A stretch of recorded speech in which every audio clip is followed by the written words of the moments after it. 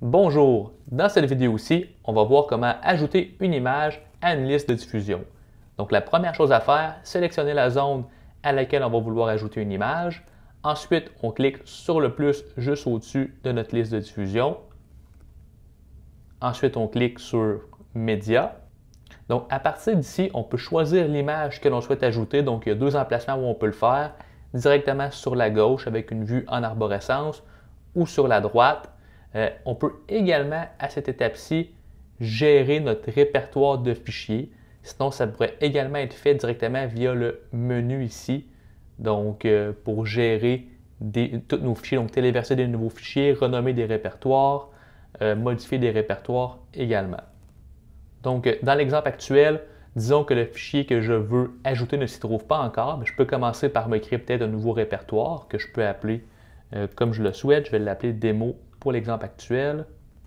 Donc là, j'ai mon nouveau répertoire qui vient de se créer ici. Je le sélectionne et là, je peux y téléverser des nouveaux contenus. Et puis là, je sélectionne le fichier que je souhaite ajouter.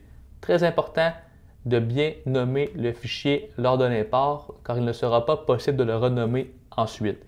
C'est-à-dire que si vous voulez changer le nom, une fois que le fichier est importé dans NTES Live, vous devrez supprimer le fichier et le réimporter de nouveau avec le bon nom.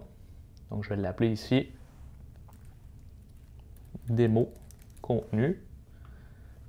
Je le sélectionne et mon fichier s'ajoute maintenant dans le dossier que j'avais nommé démo, comme ça ici. Au niveau des types de contenu, c'est possible d'importer des images au format JPEG, PNG, PDF et GIF. Pour ce qui est de la vidéo, on va recommander le format MP4. Ce n'est pas une obligation. Sinon, automatiquement, lors de l'import de votre vidéo, le logiciel va la convertir au format MP4. Également, on remarque quand on sélectionne un fichier, bien sur la droite, on peut voir le nom du fichier. On voit également sa résolution. Donc présentement, c'est 1921 par 1081. Dans l'éventualité où on souhaite ajouter une image qui n'a pas le bon ratio qui correspond à la zone à laquelle on souhaite ajouter le contenu, c'est toujours possible de recadrer le contenu directement dans le logiciel. Par exemple, si je prenais un contenu comme ça ici qui n'a visiblement pas le bon ratio, on se rappelle que j'avais sélectionné ma zone principale ici qui a une résolution de 1477 par 831, ce qui donne un ratio de 16:9. Et bien, si mon contenu ne fonctionnerait pas très bien dans la zone, je peux faire suivant. On va mentionner qu'on peut continuer, donc on va afficher le contenu en prenant tout l'espace disponible sans déformer l'image. Ou alors, on peut décider de recadrer l'image directement dans NTES Live.